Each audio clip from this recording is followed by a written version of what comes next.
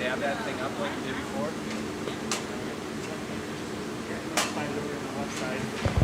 Good morning, everybody. How's it going? Welcome to our Amphitheater Hot Shop. This is our Bring the Heat demonstration, and welcome to everybody that's joining us online as well. I would like to introduce our team. We have a visiting artist with us today. This is Richard Whiteley. He's one of our full-time workers here at the museum. He's actually our senior programs manager over at the studio. Now, Richard works primarily with cast glass, and we can talk quite a bit about that. And I think he's got some lovely images that we'll show you throughout the demonstration.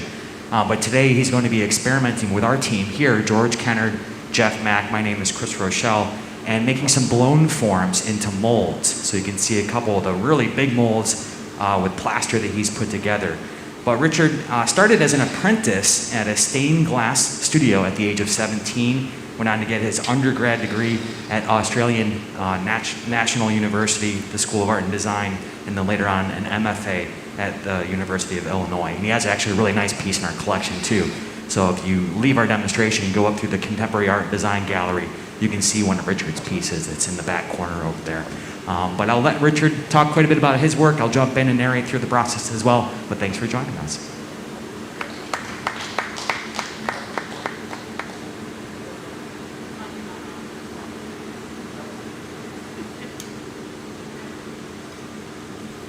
There we go.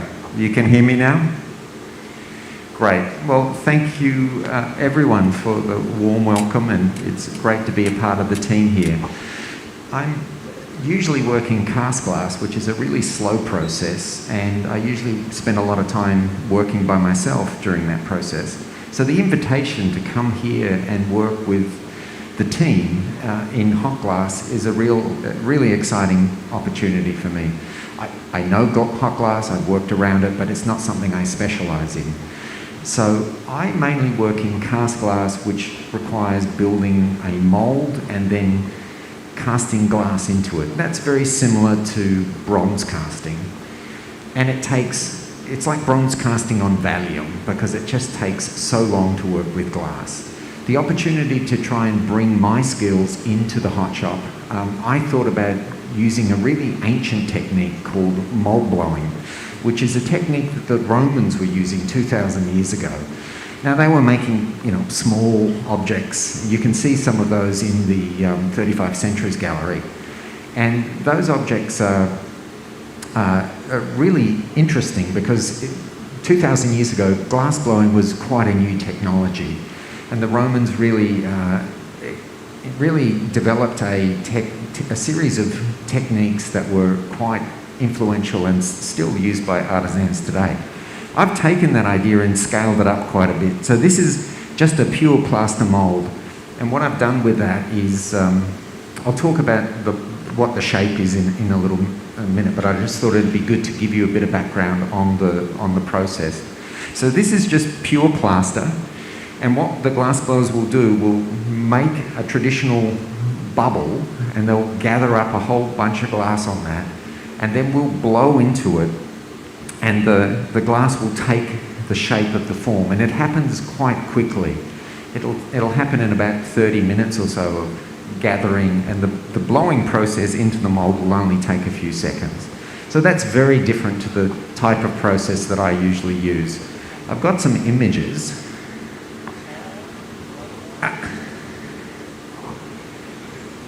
Whoops. So this is the kind of cast glass that I make. And this is a block of rectilinear glass. And I'm really interested in the properties of glass, the transparency, and how light comes through the material.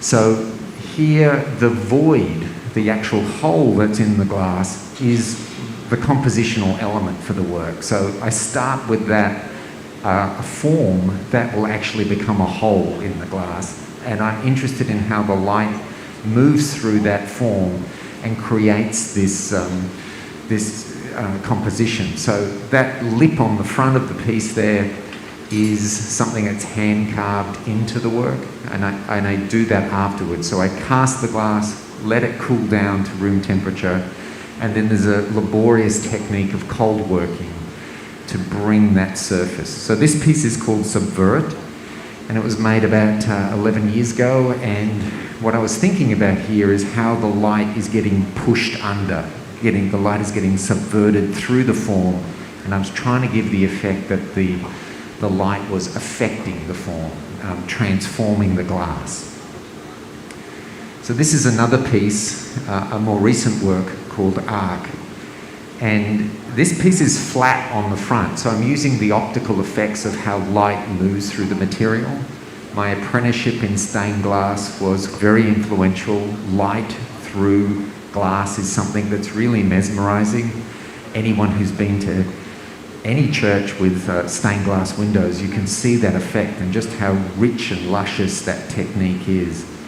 So working in a cast glass process, that piece is all one color glass. It's a very light blue, but you can see that halo around the piece. That's actually the thickest part of the glass.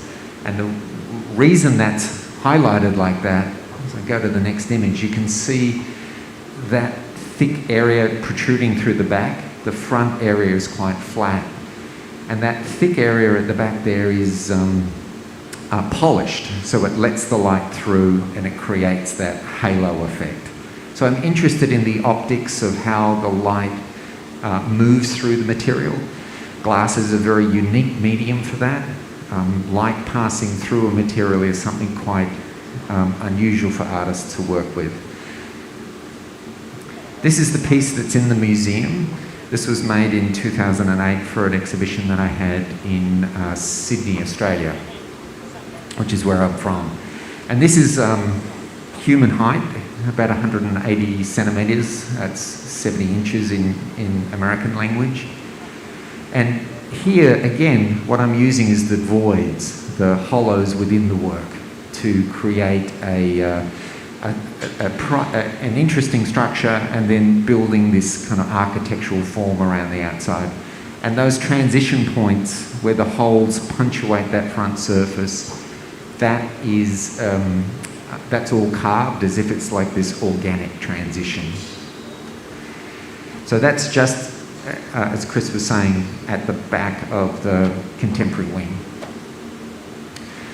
So that's a little bit about my work. I wanted to take you into my process and just show you a little bit about my thinking. So here on the, what's that, your left-hand side, there's a bunch of models. So I often work very quickly with clay or plasticine just to kind of think through some ideas about shape and composition. Quite often I'm modelling what will be a void, and then I start to scaffold what a shape would be around it. So I use a lot of cardboard, as you can see there, just using pieces of cylinders and other shapes, cardboard cartons that we have in the house, just as quick ways to think through ideas. Then I take those ideas into the studio. This is a refractory material. It's a plaster silica material that I've pre-poured, and then I'm carving it like a stone. And this will actually be a hole within the glass. If I jump to the next slide, you can see that form, that carved form. It's a slightly different form, but I've bolted that into a casting mold. So there's several weeks of work to get just to this point, and then the glass gets loaded into it. This is back in Australia. I moved here in 2019 to join the museum team, just before the pandemic. So there's 300 pounds of glass in each of these molds, and this is where the real time happens. The glass gets loaded in. I have to go in a little fire suit to load extra glass in. And this is at top temperature, which is about 1500 degrees centigrade. So it's quite hot, and it only sits there for about 24 hours, but then it takes 6 weeks to cool down to room temperature. Glass has to go through this process called annealing, which is basically, it just means controlled cooling. And for these forms, as glass gets thicker, the cooling time for the glass gets exponentially longer. So something that's a wine glass can cool down from being formed in 30 minutes. Something that's twice as thick will take 4 times as long, and then suddenly it multiplies out. So these pieces are about 6 weeks, and if you think that's tough, in the Innovation Centre there's a huge telescope mirror, a blank, and it's got all these big cracks in it. It was made here in Corning in 1932, I think. They annealed it for a year, and it cracked. They had to start again. And that was, I think that was for Mount Palomar telescope. I'm getting nods from the people who've been here longer than me. Anyway, it's an amazing testament to people like me who often opens up a kiln after many weeks of work and goes, oh, if only I had annealed it longer. So as the pieces come out of the kiln, they are blanks. And that's when, for me, the real work starts. I start carving like a stone carver. So there's the additive process of making a form and casting the glass, and then a subtractive process of carving it. And that's something that I can't always anticipate, because I'm modelling things in a non-transparent material, and once it's cast into a transparent material, the optics and the light behaves differently. And those subtleties are very important. So I spend that time shaping and carving, literally using like a body grinder and a diamond blade to hack out different shapes, and then I go through a refined period of cooling. So I like the presence of large forms. This is a piece that I finished in 2018, 19. I think we made this. This was a piece that was in an exhibition at the Shanghai Museum of Glass in 2019. And this is the scale that I really like to work, but of course there's many months of work in that, and what I'm trying to do here today with this team is work in a more immediate process. So there's a couple more works of mine. Body Void, 2016. You can see a more organic and asymmetry that's starting to happen within the work. And then this one from 2016 again as well.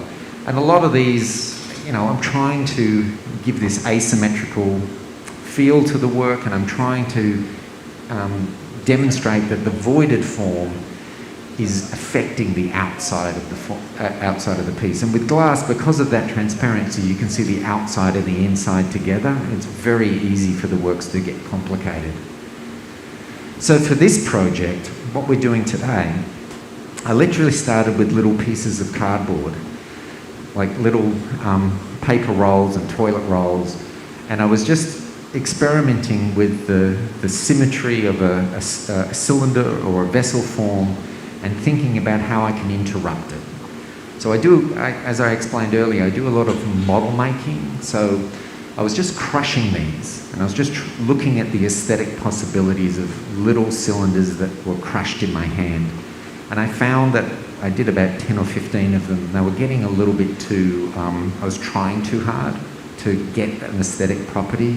So I shut my eyes, I do this a lot, to try and suspend that judgment, and just started crushing them with my eyes shut. And then we scaled them up, and we went to these forms over here, and I was rolling them out of construction cardboard, and then shutting my eyes and just hugging them and crushing them, and then thinking about were they interesting? And I found one that was, and that's this very large mold here.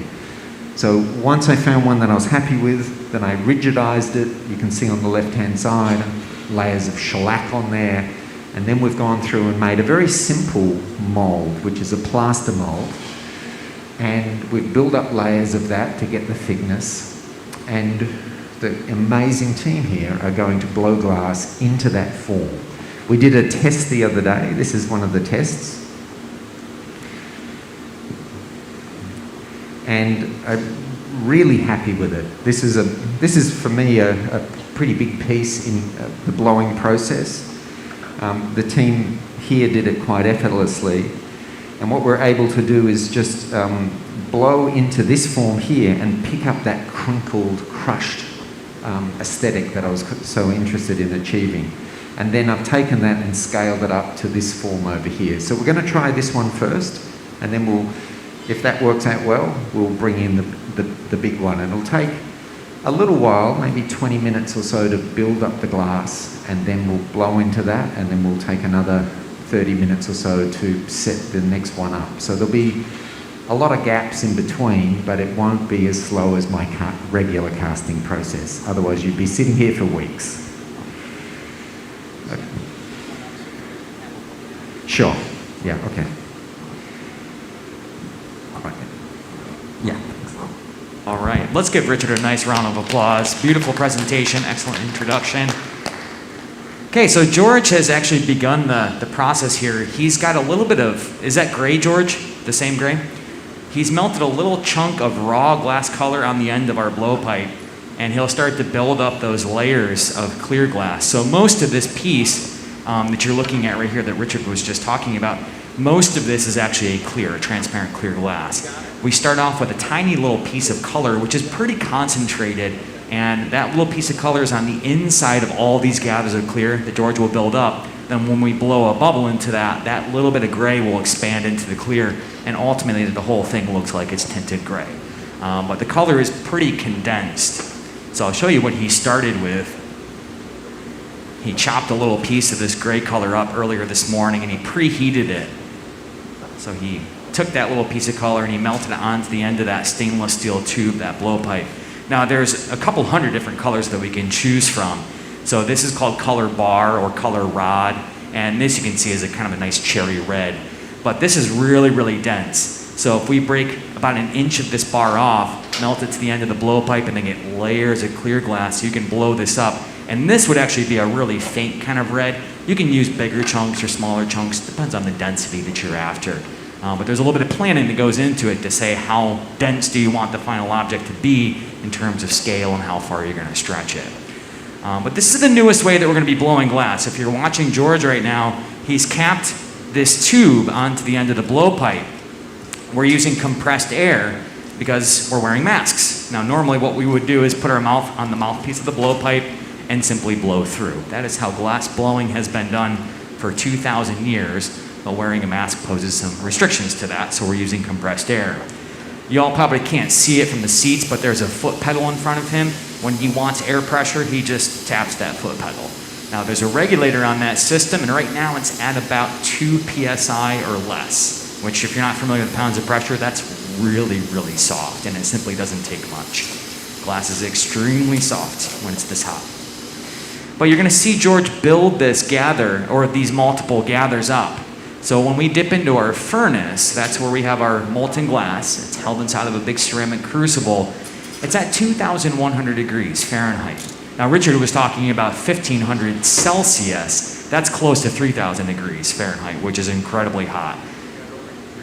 Oh, you had already translated. Okay, I'm sorry. So I was going to say that was really, really hot. So the temperature in our furnace, though, over 2,000 degrees Fahrenheit, the glass inside is really runny. It's got the same kind of consistency as table honey. That's what allows us to gather it out, but it's also what limits us to how much we can gather or collect at one time. So in between these multiple layers or gathers, George lets that core kind of stiffen up. So we call that cooling the glass, and that's relative. It just means rigid. But then he'll plunge back in. And how many gathers did you do on that first one? 5 gathers? 4 gathers? But each time we gather on a core, we have a larger and larger surface area to gather on. We can begin to get exponentially more glass each go around. So that is the second gather on that little bubble that he formed, or that little core of glass color. So the next gather, you're going to see this really start to build more and more material. And they've set up the larger mold. So the first piece that George went through with Richard was this smaller mold. That's the first one we're going to create today, and you can see the example or the sample piece over on the bench there. But this one has about 3 or 4 times the volume. So I imagine George will put an extra couple gathers on top of that one when we get to it. But you'll see him jump up on our steps here onto this big steel table called a marver, just so he can get in vertical position to really get all that glass inside the mold. Each of these molds is coated with a graphite spray as well. So the plaster would actually kind of stick to the molten glass when we go in and inflate into the mold. You could break it free from the mold, but you'll end up with these little bits of plaster on the glass object itself. So the graphite spray that Richard has coated the interior of these with is basically a resist or a release, so it will stop any plaster residue from coming on there. Can we roll that gathering animation while we're in the process of building this up? So this is a really cool thing. If you check out the screens right now, this is a cutaway image of the inside of that melting furnace. That's a ceramic crucible that holds our glass. Oh, it looks like it's frozen. We don't pause it that long when we go in there. But in this particular furnace, there's a big clay pot. This one can hold 1,000 pounds of glass if it's completely full. But yeah, so we open the door, we plunge downward into that ceramic crucible, and we start to make rotations in one direction, and then we kind of come level with it. This is Amanda. Amanda Kranz is handling all the online activity as well, so if there's anybody out there that's watching right now on Facebook or YouTube, and you have any questions, you can ask those questions. Amanda will field those to us or Richard. So if you have any questions, we can address those through the process here. Do keep in mind that the team that's helping Richard create these pieces has a lot of experience. George himself has been blowing glass for around 30 years. Jeff's been blowing glass for close to that as well. It takes a lot of skill to be able to handle this much material as well. And of course, all the glass, it doesn't matter if it's clear, if it's gray, if it's blue, pink, brown, it all looks bright orange when it's 2,000 degrees. You'll see that orange kind of come and go through the process. The glass itself, what we're working with is called soda lime. It's a pretty common type. The main ingredient is silica sand. Soda ash and limestone are the other 2 main parts, but silica sand is the base ingredient for any glass out there. And the different colors are formed by melting in different metal oxides or metallic chlorides. The bar that I showed you, we purchased the bar as pre-made from a company over in Germany. There's some pretty big color companies that produce color like that. We buy from the Reichenbach factory. They've been making colors for about 200 years. That's their specialty. But when George takes these big gathers, the first thing he does is sits at this bench and he uses a big wooden scoop called a block. And this just organizes all that fresh glass, shapes and centers. These are cherry wood scoops, and it's very important that they have been soaked in water, just tap water. What he's picking up here is one of George's favorite tools. This is actually folded up wet newspaper. It's about as close as we can get to shaping with our bare hands. There's many, many layers of paper, so it's pretty well insulated. George is actually wearing a long sleeve shirt, which helps shield his arms from the radiant heat. Well, we're giving him a little extra protection with this paddle. We just call that shielding. Now, everything that we make needs to be removed from the blowpipe at some point. We establish a constriction line early on in the process for that. He's squeezing these tools called jacks over the bubble, and he's carving down this really clean constriction. We call that the jack line, named after the tool that he was just using, the jacks. But that's a really important step. We can make the most beautiful form successfully blown into a mold, but if you don't have a good line to break the bubble free, then you'll destroy the piece in the process. And Richard is using that compressed air gun just to blow the smoke away from George's face as he shapes with the paper tool.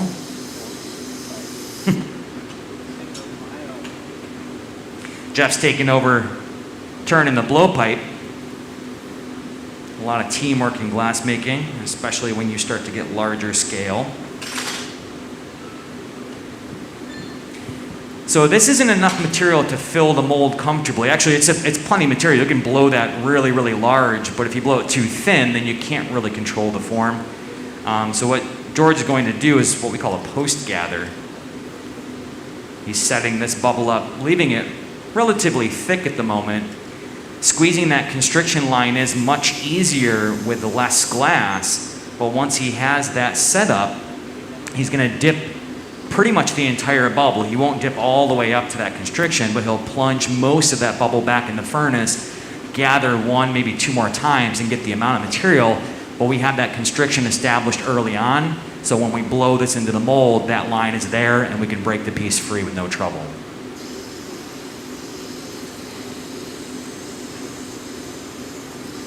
You can see that earlier on, we set this mold up with a couple ratchet straps. So once you go into this mold, blowing into it, it would push the mold apart, so the ratchet straps will help keep everything together. And then once it's all inflated and we're ready, we'll just pop those straps right off and peel the mold apart.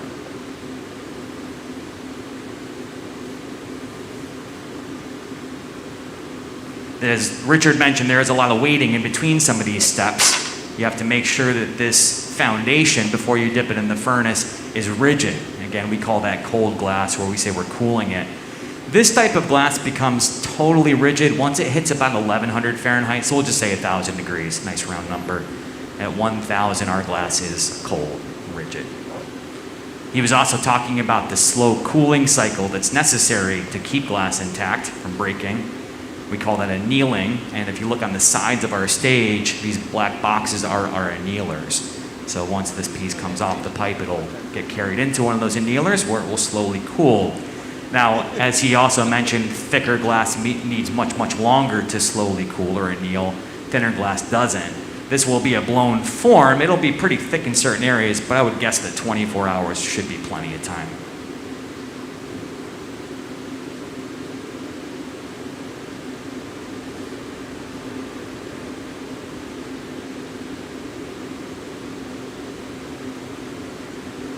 You can see that orange really dissipating quite a bit, and that gray color starting to show through.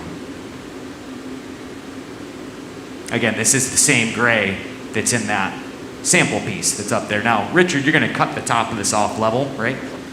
So a lot of this glass up here, you can actually see the break-off line. So that's the constriction that we have established. When it breaks free, the glass is really jagged and sharp. But Richard's going to cut off wherever he picks out. He can use a diamond saw to cut the top of this off and remove that excess. So in the process of forming glass, there is some scrap material that's produced, and that just generally gets tossed. You can remelt the scrap glass, no problem, but with all the color that's been mixed in, we won't repurpose this, or we won't use it for what we have here. That furnace is full of clear glass, and we don't want to put any color in there. It would contaminate it. Ready? George is using a pipe cooler. You'll see him use that, especially when we start to build more and more layers here. Once you get a lot of glass, that pipe will heat up quite a bit. They're stainless steel, which is not a good conductor of heat, and that's how we can hold on to usually half of the pipe. But when you dip into the furnace and get this much glass, it does get pretty toasty. So we can use that water trough and cool the pipe off as we need to.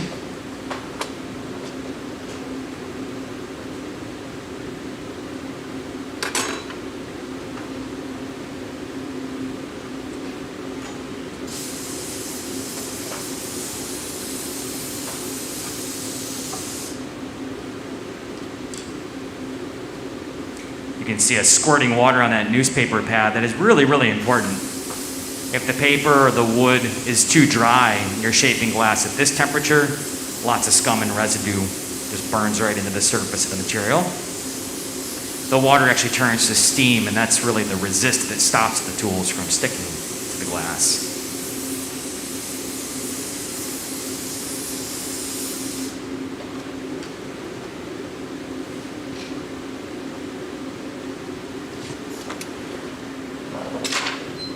Now we have a reheating furnace, which is a secondary oven. This one is empty. And one of the neatest things about our program here is this view that you're getting right now. We have a camera safely mounted behind this oven, which is running at 2,000 degrees. A little window of fused silica is mounted in the back. That's a really special, very high temperature melting glass that the camera looks through. It's a product that was engineered here in Corning in 1934 by an organic chemist. And later on, NASA used it for their space shuttle windshields. Right here, we're using it for this really neat view into our reheating chamber.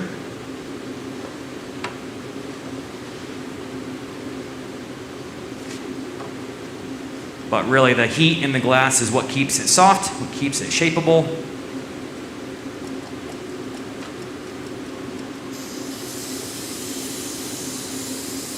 And these furnaces are fueled with natural gas. There's forced air mixed in as well.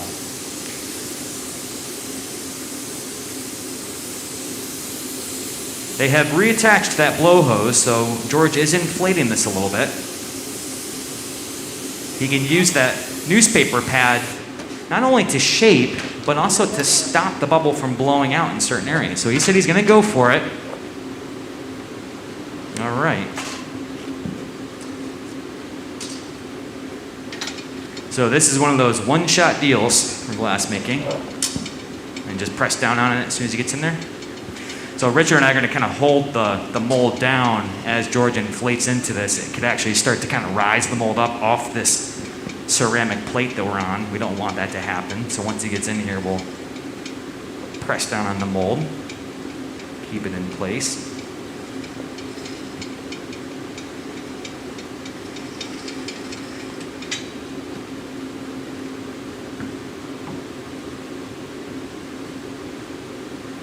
See how quickly it stretches out.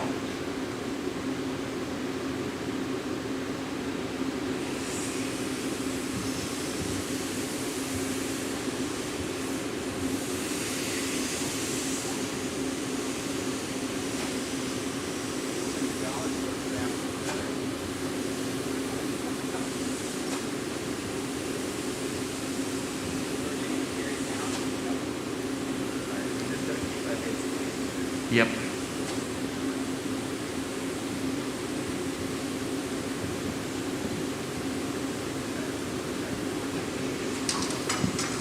Ready? Oh, bottom one first. That one's out of the way. Top one.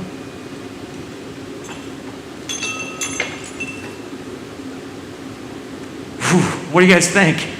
That deserves a big round of applause. Beautiful job, George. There's a large bubble to gather around.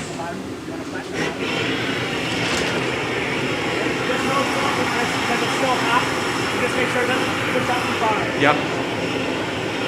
It's pretty flat right now. So we'll make some minor adjustments. The very bottom of this form, I'm just going to press it in a little bit with a wooden board.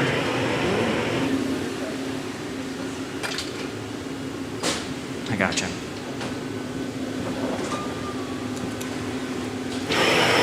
So before we put this away, broom? Yep.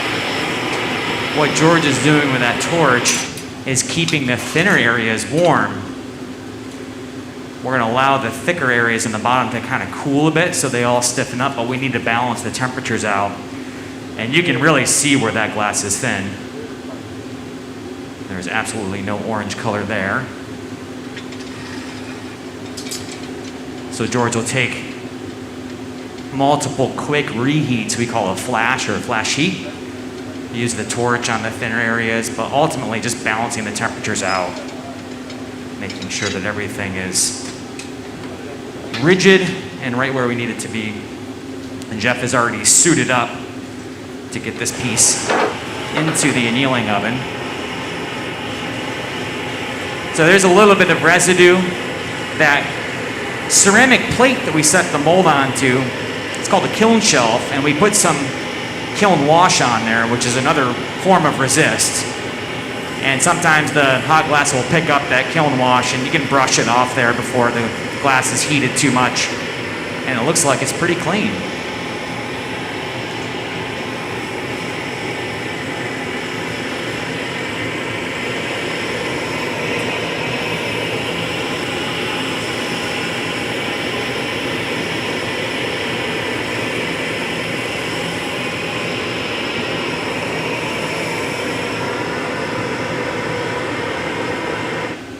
Jeff's wearing a big silver jacket. Will reflect the heat from him. Some big Kevlar gloves and a face shield. You want to go in the bottom annealer or the top one? Which one's easier for you? The bottom? Okay. We have 2 annealers going, ready for this project. But the annealing temperature starts at 900 degrees for this particular glass. And then there's programs already established in the computer controllers on each of those annealers, so we can set whatever program Richard wants. But I'm imagining 24 hours should be plenty for this. This actually isn't really thick.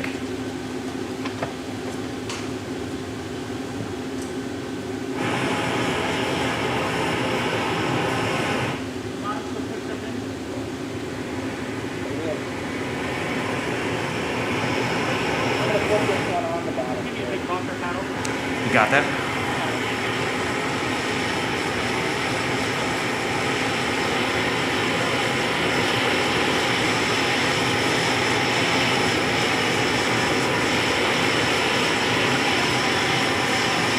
You're gonna flash again? All right. To help break this free, do you want any jacks or anything on that? Okay. George will put a little bit of water onto that constriction. That creates some thermal shock. And once that is thoroughly weakened from that, those tiny cracks form when water hits that constriction. He'll give a pretty good swift tap on that blowpipe with a wooden board, and that'll send a vibration through and should do the rest. Just like so. Now we'll wait to give a round of applause until Jeff comfortably gets this into the annealer. This is where you really want all that protective gear on, because he's climbing into a 900-degree oven. Safe and sound it goes. That's a big round of applause for the team. Richard Whiteley, George Kennard, and Jeff Mack. Beautiful. All right. Easy one's out of the way, right? Now we've got one that's about 3 times the volume. We'll go through the same kind of process, though, to set this up. I think that they're probably going to use that gray glass again, but George will probably gather about twice as much material for this. Question? Yeah.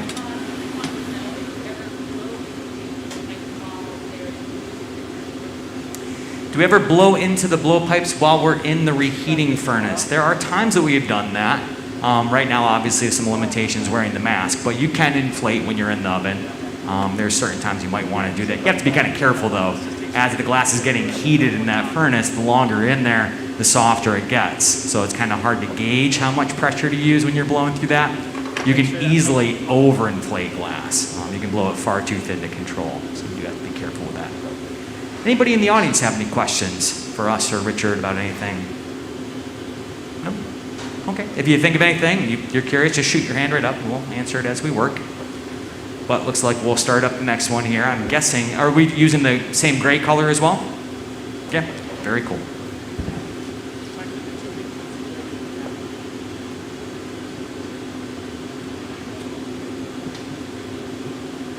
Now, just like we have to slowly cool the glass, we have to slowly heat glass as well if we want to work with it. So that color rod that I showed you earlier on, when George prepared these pieces of gray, he put them into an oven on the far side of our stage. You can see Jeff and George over there looking into it right now. That's called a garage, and that garage can be used for a lot of different purposes, but right now they've just preheated those pieces of color to about 1,000 degrees. So from 1,000 degrees, you can take that color and put it right into that 2,000 degree oven and it's fine. But if you took a piece of color from room temperature and put it into a 2,000 degree oven, what do you suppose happens to it? Boom, it blows up almost instantly. So you gotta be really, really gentle with it. Do you need a hand with those, Richard? Get the straps on? Yep, of course. This way, yep. So we'll set up the same process to get this larger mold good to go with those ratchet straps. Give you a little slack. Is that good? All right. Good? Now we're not going to cinch this too tight. Don't want to crumble the plaster at all. Just firm enough to make sure they're in place. Want a little bit tighter than that? Yep. Okay.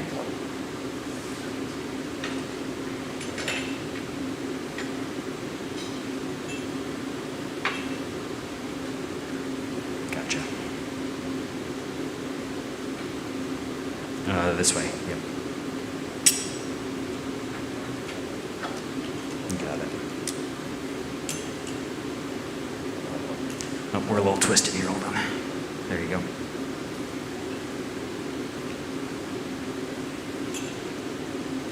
Okay. How's that feel? Good? All right. Right before we go in. Sure. Very good. You can see all the peach coloring on here. That's the kiln wash. So George prepared this big kiln shelf, this ceramic plate earlier this morning. If you just had ceramic with no wash on there, and you took that giant hot bubble of glass and pressed into it, the glass could actually stick to the shelf. So we do need to put that on there. But that's why we were brushing that stuff off the last one. You'll see us do the same thing for this next one. We have multiple furnaces up here. There's 2 reheating chambers for really big projects. We have a very large reheating oven that you can see on this side. So this one has not only 3 sets of barn-style doors, but sliders as well. So if we're making something incredibly large, we can use this, which has 4 burners firing into it, whereas these other ovens have 2 burners. But as you might imagine, this takes a lot of energy to get hot and use. So unless we really need it, we don't use it. But it's good to have. We have definitely used it many times in the past for big projects. Hey Chris, we've got a question. Sure. So one of the questions that's come in online is, what are the molds made of, and are they able to be reused again? So these particular molds? Yeah. Yeah, you want to address Sure. that? So these particular molds are just made with plaster of Paris, and that's the only main ingredient. This one's got a little bit of wood that we've put in there as reinforcement, and then we've built the extra plaster around that, and that's just so it doesn't crack, because the plaster is reasonably brittle. There's a lot of pressure under there. In the foundry process that I use, plaster is not good at sustaining heat, so I need to cut it with something. It's a great modelling material, but if you heat it up in a kiln, if this whole mould got hot, it would just crack and fall apart. It would recalcine. So we add silica flour to that, very finely ground silica, which is basically glass, and we cut that sort of 50-50 with the plaster silica, and that allows the plaster to go up to temperature, to that 1500 degree mark, and hold its shape. There's some other things that get added in there, some little modifiers, sometimes some fiberglass strands or some other reinforcing. But essentially, that's plaster silica that goes in the kiln, and then these blow molds are generally made out of plaster. You can make them out of metal, and we were talking earlier about what the Romans were using. We think that they were using like a terracotta type mold. So there's a number of materials, but the heat is 1100 or so degrees, but it's only on the surface for a short period of time.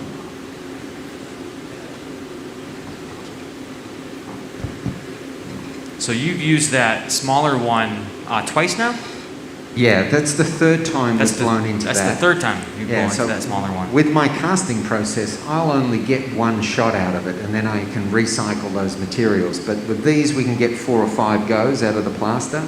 If we made this out of metal or, a more durable material, it would last infinitely. Yeah, infinite.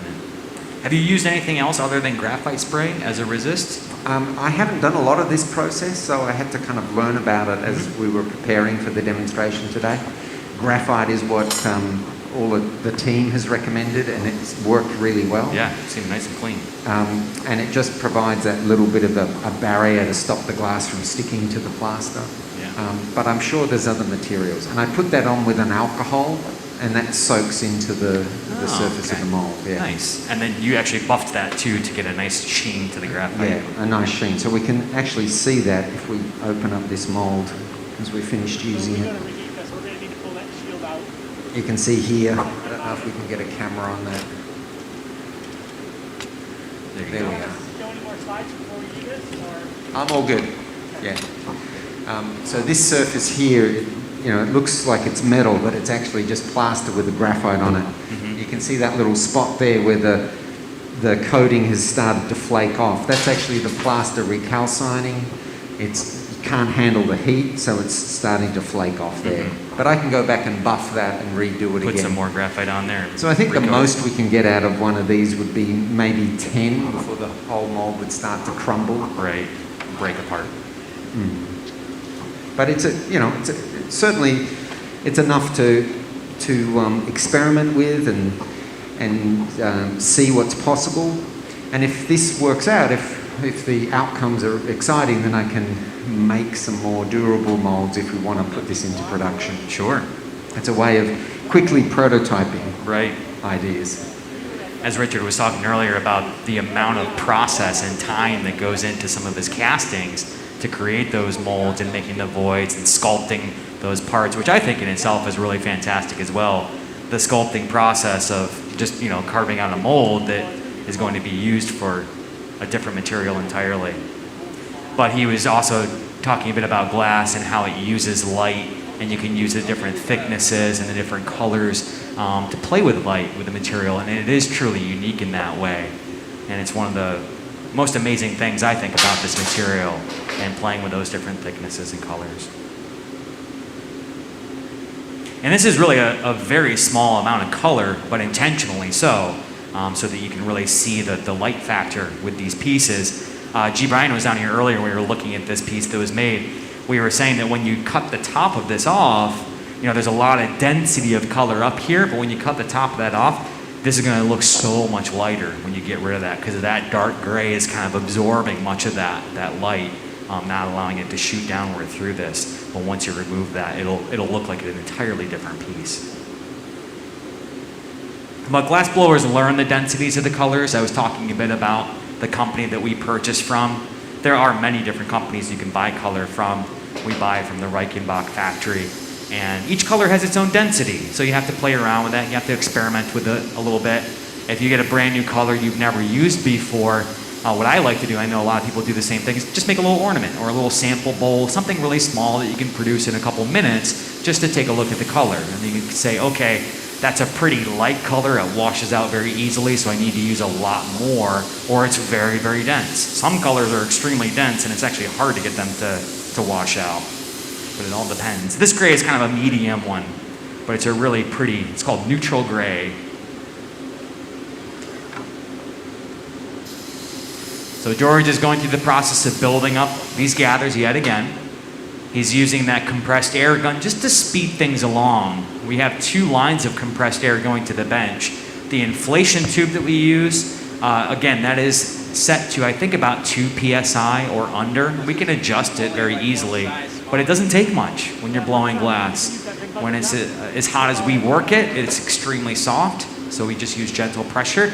But that higher pressured air gun is used just to cool or stiffen the glass quickly from the outside.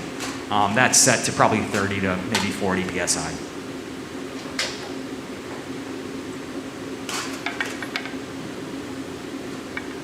Using compressed air to inflate glass is really nothing new, but for our team here at the museum, it is relatively new. And it's simply a byproduct of wearing a mask at work because of the pandemic. When our museum shut down, we were drawing up plans to how we would reopen and what approach we would take to continue doing what we do. And this compressed air system was one priority. So we had to play around with it. We had to figure out how much pressure we liked and what was needed. Also getting used to having the tube latched to the blowpipe. When we get up and take reheats and come back to the bench, you have to step over the tube and learn how to work with it. And it's working just fine. It did take some adapting, but we adapted rather quickly. I know some of our team prefers it for certain parts of the process, because when George is at the bench, I don't think he's going to really inflate at the moment, but when he's, actually he will right here. So when he sits at the bench, he can turn the pipe with his left hand, he can tool it with the right, and he can inflate with his foot. So before that, you would either slide the pipe forward with both hands and blow through, or you could have your assistant come over and blow through the pipe when you'd ask them to. But with this system now, you can really work a little bit more efficiently, and for parts of the process, it is really nice. We get a lot of questions about this. Will you keep the system in place? Do you prefer it over the other method of using your mouth to blow? Again, for certain things, it's really nice, but I know we're all looking forward to the time when we don't have to use it.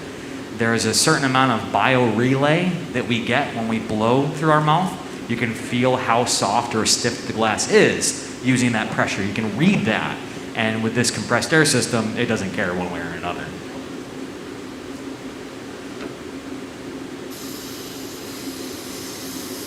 But building up these multiple gathers, I do want to show you while George is waiting and hanging out, letting that lose temperature for his next gather, just how runny the material is in this furnace. I mentioned that it's a lot like table honey in consistency, but I'll show you. The first thing you have to do when you learn to blow glass is learn how to gather. And if you don't gather properly, what it wants to do is just drip right to the floor. So that motion of learning how to turn very smoothly with your fingers, your fingertips, takes a long time to develop. I like to use the analogy that learning to blow glass, learning how to turn the pipes and whatnot, is very similar to learning to play a musical instrument, because it just takes years of training to get that muscle memory to the point where your mind doesn't have to tell your hand what to do anymore. But once you get to that level, things become much, much smoother. And remember, George's been blowing glass for about 30 years, Jeff about 30 years as well.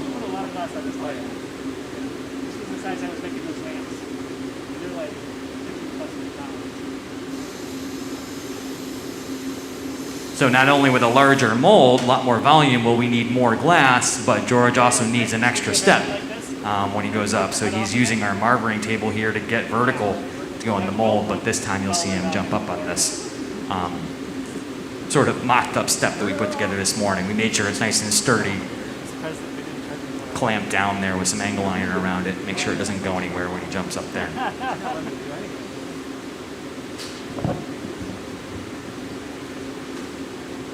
People ask us quite a bit, how do you know the timing? How do you know when the glass is ready to gather on or when it's hot enough to blow into the mold? A lot of it comes down to experience, so you really get an internal timer developed that says when you're ready. Well, we can feel the glass softening or stiffening. As we're turning the blowpipes and the glass gets stiffer and stiffer, it gets easier to turn and keep things on center. When it's hotter and molten like this, the torque that you have to apply to keep things running smoothly is a little bit greater. So we can really feel it in our hands and our turning.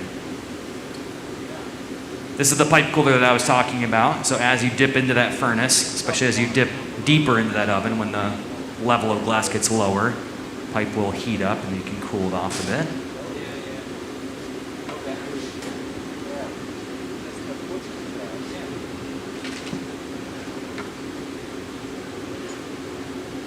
These blocks come in all different sizes. Most of these, I believe, are cherry wood, but fruit woods really overall work great for glass making. A low resin content to them means they burn away pretty clean. They will leave residue on the glass if you use them dry. So we have to make sure that they're soaked in water. We never really let them dry out. We leave them in a bucket of tap water all the time.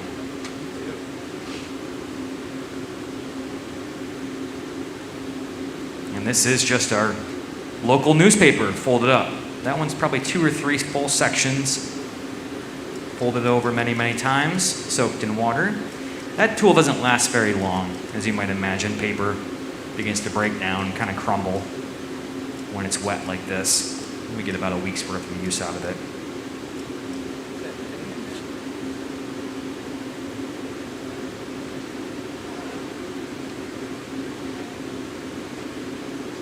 But there's a lot of similarities between vessel making with glass. If you look at a lot of the vases and the bowls and stuff like that, and ceramics or pottery. So when potters throw clay on the wheel, they pack it as nicely in the center as they can, but inevitably when that wheel starts to spin, the clay kind of jostles around a bit. So it's their job to center it nicely, and they use their hands quite a bit for that, and that's basically what the paper tool is for us. And using water to keep softening the clay so you can shape it is the heat to glass.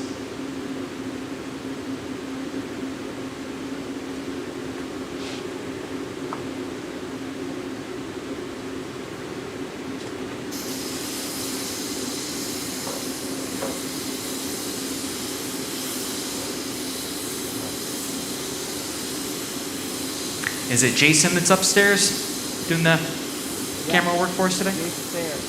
Jason's up there? So Jason Thayer is up in our booth, and he's the one that's getting all these great camera shots, tracking the action.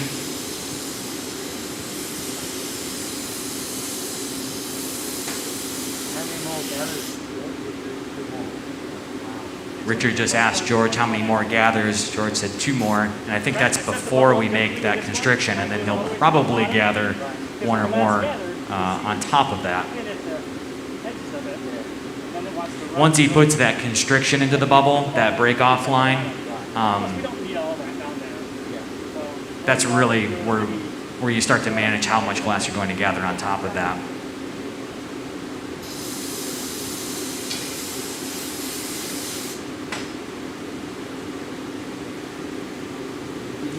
This is our Bring the Heat series. We've been doing this for, I believe, about a half a year, maybe even more than that now. It's kind of hard to track. I've lost track of time during this pandemic. But the Bring the Heat series is where we feature an artist.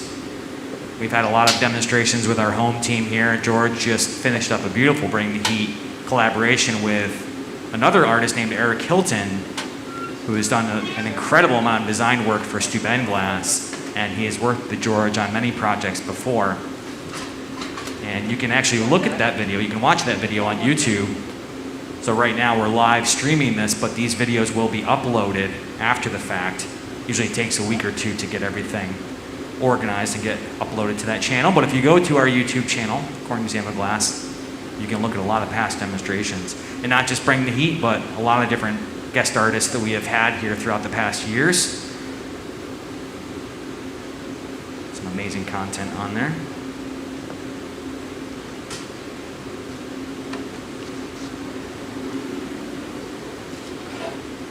Again, if you've just tuned in, we're working with Richard Whiteley. He is our guest artist for this Bring the Heat. And Richard is a caster, a glass caster, but he's experimenting with our team right now, making some blown forms. Richard has created some molds out of plaster that George Kennard, who's our lead gaffer for this project, working with Jeff Mack, is blowing giant bubbles of a gray glass into these plaster molds to make these beautiful forms. This is that constriction. You see George using the jacks. Jacks are basically like taking 2 big butter knives and welding them together on a spring steel grip. But we squeeze the blades of the jacks down onto the bubble and form that tight, clean constriction. The tighter the line is, the easier this piece will break free when the time comes. It can be a delicate balance, though. The tighter that line gets, when George starts to reheat this giant bubble, that line can kind of soften very quickly, and it makes it hard to turn everything. But you need to have a nice tight line so the piece will break free successfully when you're done.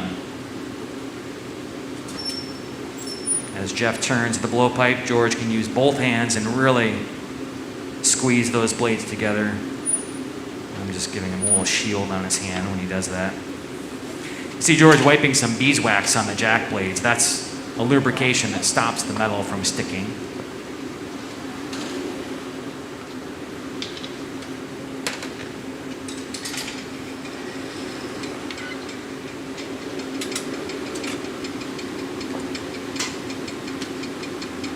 Before he takes his final gather or gathers on this setup, he's going to probably elongate this a little bit. I think he'll probably slender it down a touch. But get just the right setup before you dip in the furnace. This is a good moment to talk about that sensation, the torque that we're applying. As he stays in the oven longer and longer, he can feel the glass softening. So gravity's pull feels a little bit greater, and then we have to kick up the torque in our turning to compensate and keep things running smoothly. Once again, just shielding George whenever possible. Richard's blowing the steam and smoke from the paper away from his face. Just trying to keep the gaffer as comfortable as possible. And the number one question is, how heavy is it? How heavy is this? We have a question online. How much weight do you think the glass that you have there is, George? I'd say probably 20 pounds. George says about 20 pounds. If you take into account the blowpipe is probably also 20 pounds, maybe 25 pounds. But it's not just that, it's the fact that when he's lifting it up, he can't grab all the way towards the end either.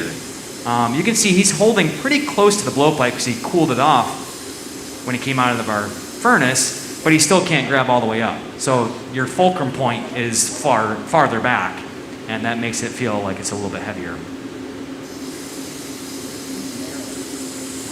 But this is a significant amount of glass to be working in this manner. George works really, really big glass.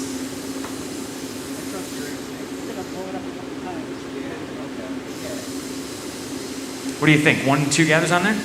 One big gather? All right.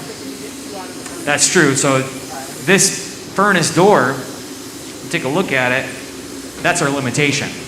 So you could dip in there and collect as much glass as you want, but if you have too much glass, you try to squeeze out the door, you're going to smear it all over the arch of the door or the sill. But this is a pretty common kind of shape to gather on. Sort of a nice tapered dome.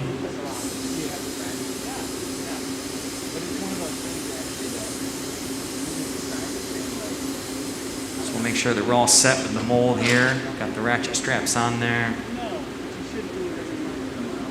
Tighten them up. You want to tighten them right now? Okay.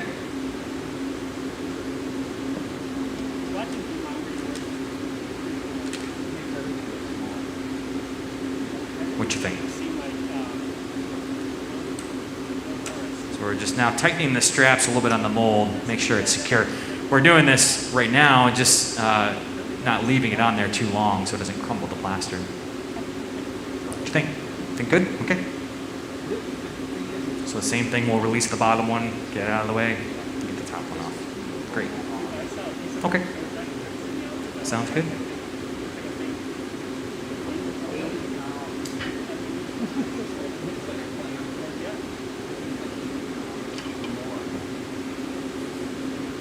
Anybody have any questions before we take this last gather?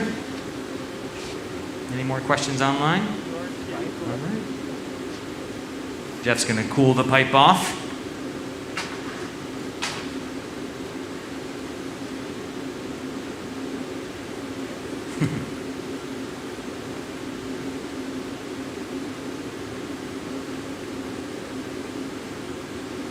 You can actually see where the glass is a little bit thicker, the way that George has set this bubble up.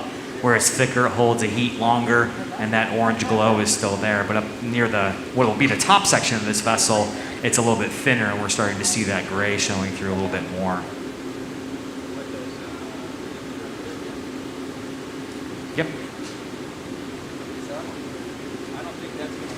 All right, here we go. So I open the door all the way for him, let him plunge down in, but then I close it down, leaving him enough visual so he can see what he's doing, but really helping to shield his hands from the heat inside this furnace. Let him out. Nice gather, George. That deserves a big round of applause in itself. That is a lot of glass. Now, I'm going to guess that that is probably close to 35 pounds of glass. Maybe more. George is using a metal tool called a taglia to kind of corral some of that hot glass on the tip. And a big cherry wood block.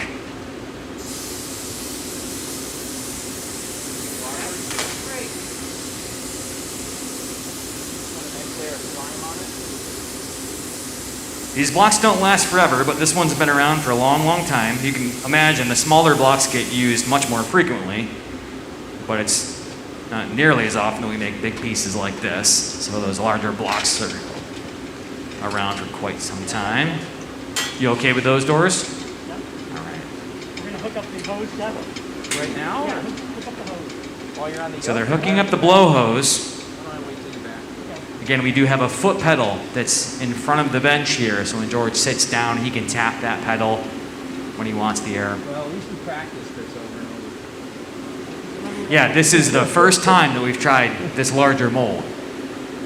George ran through this process with Richard, I think yesterday or the day before, and Jeff, and the smaller mold, and we just had a nice successful run with that one. But this larger mold takes a good amount more glass. Same basic steps, but when you add this much more glass to anything, it definitely increases the difficulty.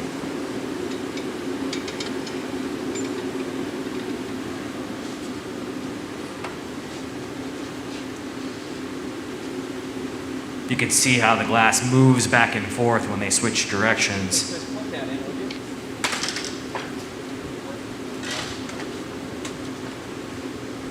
You're on. I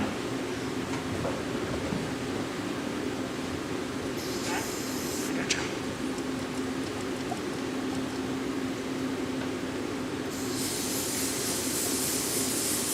So both Jeff and George are turning the blowpipe. With this amount of material, it really helps to have multiple hands turning the pipe. That being said, George is still gaffing this piece. So he says to Jeff, back, or he'll say switch, and that's in terms of switching directions. So letting Jeff know when to turn backwards. Is ready to be up more close to the doors on the way out? You going this time? Yeah. Okay.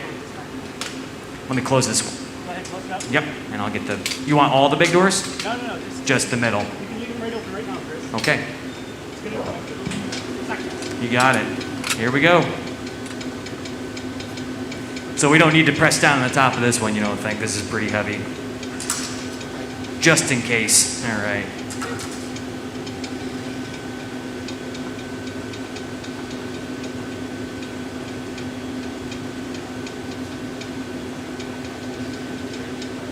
Yeah, getting up onto this step is definitely one of the very challenging things for George right now.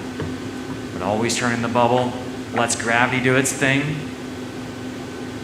You can see how the bubble really thins out in that process. And then he plunges down in. Inflating. That's a big mold.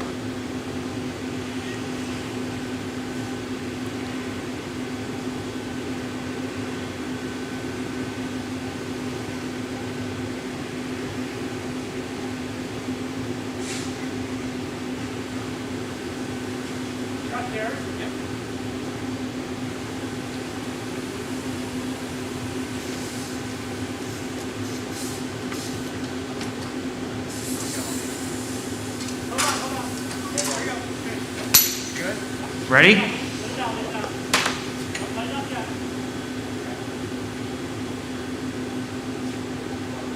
Yep. You just say when.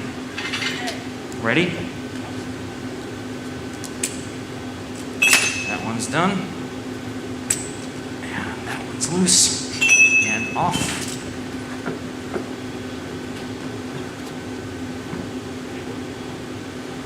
You okay, George? I got it, watch out. He's going to swing around.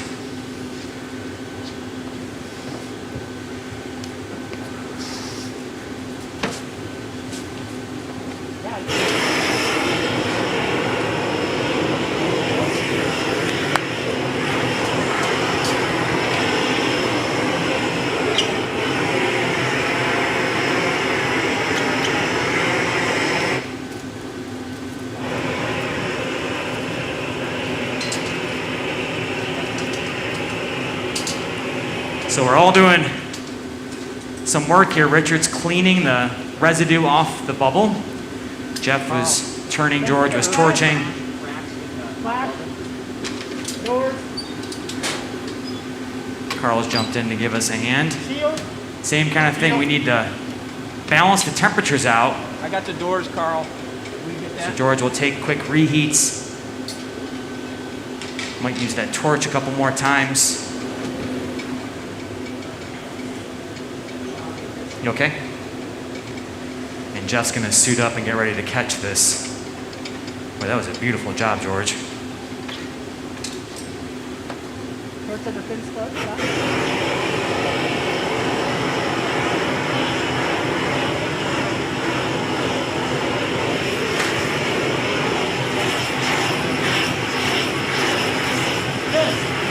It's, the bottom is pretty rounded, but it's not really moving in. I got you.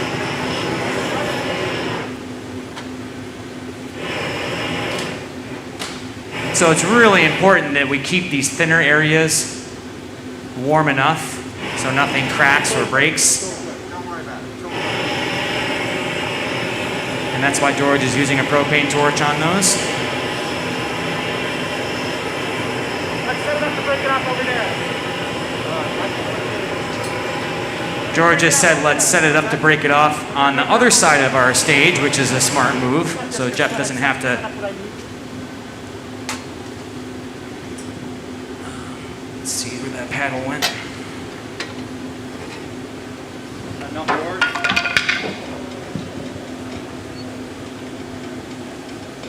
When you pick this up, Jeff, grab it more towards the bottom, okay? A little thicker. Oh, yeah, gotcha. You have to cradle it, boy. Yeah. We'll do it over there, okay? Yeah, so now you just turn around. Open.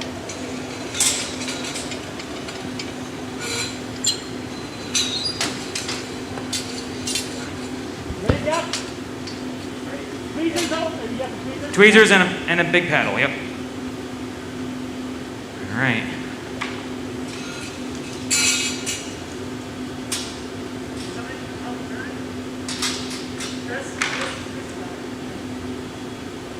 Gotcha, yep.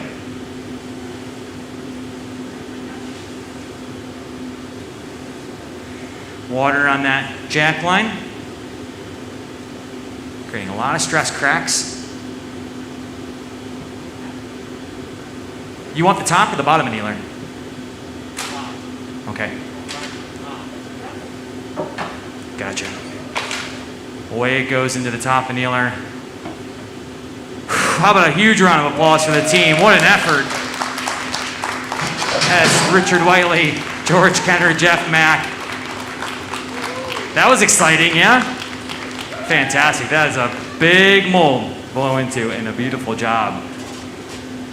Would you care to say any closing remarks about that? How do you think it went? That's incredible. I didn't think we'd get it the first time. It's a very ambitious mould. It's a kind of a bit of a crazy scale. But to work with such a talented team and to be able to experiment with these ideas has been such a treat. So big thanks to the whole team here for helping out. This collaboration is really unique. So thank you. Yeah, absolutely. Yep, our pleasure. Let's give it up one more time for Richard Whiteley. Beautiful, beautiful pieces. Can't wait to see the end result. Again, if you want to tune back in and watch that whole demonstration, if anybody only caught part of it, or if you do want to see the finished pieces, I believe that those will be posted at the end of that video on YouTube when it is uploaded. So do check back with that. But thank you everybody very much for joining us. That is going to end this demonstration. Our next show in here will begin at 12:30. So there is a lot more glass making happening throughout the day. But thanks again for your attention. We appreciate it. So long.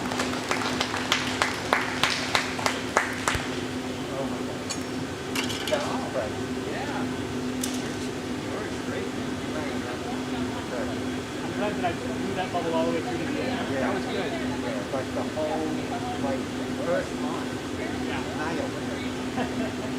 I think like one and done. It's like the J&J. Yeah, no, it's good. I mean,